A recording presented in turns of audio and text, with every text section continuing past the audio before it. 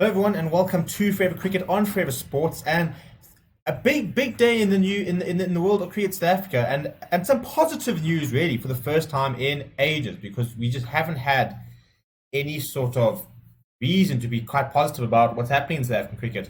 But today there's a report that has come out that has said that it is looking likely that the tour by England down to South Africa will take place. Apparently, it has been given the green light by Home Affairs for England to travel down here and complete the tour. And there were a couple of big issues, mostly, for example, things like England wanting to play warm-up games and were they going to be allowed to play warm-up games, how's the whole sort of bio bubble going to work and stuff like that.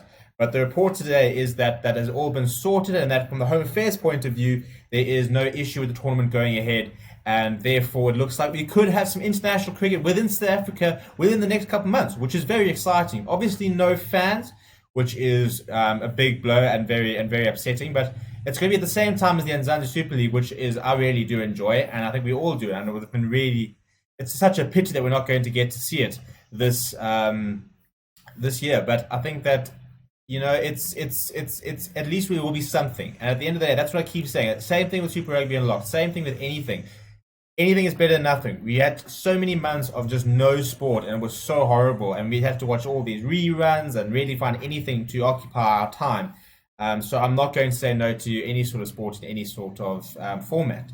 At this stage, it's going to be three ODIs, three T20s. The entire tour will take place in the Western Cape, between Impala and Cape Town. So Newlands Bull Park will be the main venues of the tour. Obviously, it'll be very sort of strictly under lockdown. As I said, the whole sort of bio bubble and stuff like that.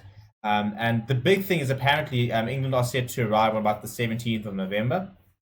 And the important thing is that they were worried that they weren't going to be allowed to train whilst under quarantine, and that was a major issue. But this would suggest that there's been a breakthrough in that they've obviously, as long as they can, secure a hotel right next to some training facilities and they can create a bit of a bubble and stuff like that, then they will be able to travel down, they will be able to train, and they will be able to prepare properly. So fantastic news, and especially with the T20 World Cup next year, the Proteas need to get playing again. And what's very exciting is that we've had such good performances in the IPL that there's so many reasons to be positive about this tour. And we're playing the world champions. We're playing the best limited overside in the world in our backyard. So what a way to get back to cricket for South Africa. It'll be so nice to see how we can do. And interesting, it'll be time. You talk about the whole sort of AB de Villiers return. Is this a chance where South Africa say, right, well, now it's never. You either have to commit now, show that you want to play, become part of the team, and make a commitment now, or to leave him out and play a couple of youngsters. How do they go? The domestic season gets underway on the 4th of November, so it's very exciting that next weekend we'll have domestic cricket back on our screens, which is very cool.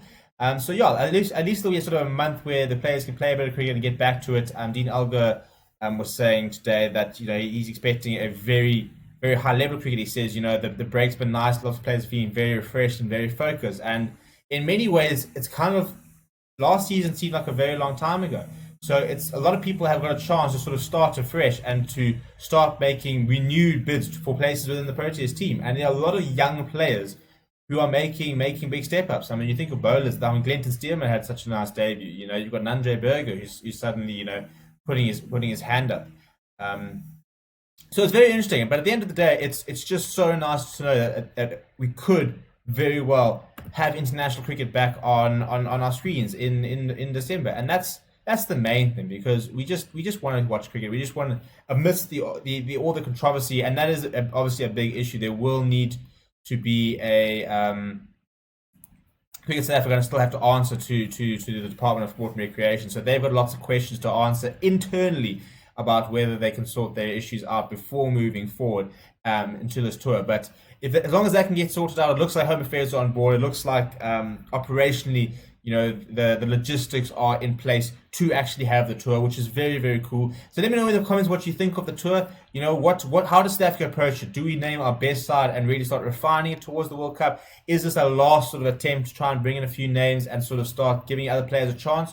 How do we approach this tour, assuming it does go ahead, which it is looking quite likely. So jump in the comments and let me know. Please do consider subscribing. We are trying to hit 200 subscribers for the end of the month.